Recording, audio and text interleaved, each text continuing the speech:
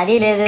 పైగా నా విగ్రహాన్ని కొనడానికి పెళ్లి సంబంధాల్లో పిల్లని చూడడానికి వెళ్ళినట్టు పొలోమను 10 మంది వెళ్తారు. అందులో ఒకడికి ఆ బొమ్మ నచ్చిందని, ఇంకోటికి ఈ బొమ్మ నచ్చిందని. నా కర్మ ఏంటంటే అక్కడ ఉన్నవన్నీ నా బొమ్మలే. మళ్ళీ తీరా 10 మందికి ఒక బొమ్మ నచ్చాక అమ్మేటోడు అలుసుగా తీసుకొని 10,000 15,000 అని బాంబు పేలుస్తాడు. ఎందుకురా బాబు ఇంత రేట్ అంటే కలకత్తా నుంచి తెప్పించాం అంటాడు. నాకు అర్థం కానిది ఏంటంటే ఎక్కడైతే నేను కలకత్తా నుంచి అయితే నాకన్నా మొనగాడు వస్తాడా, అక్కడ కూడా నేనే కదా.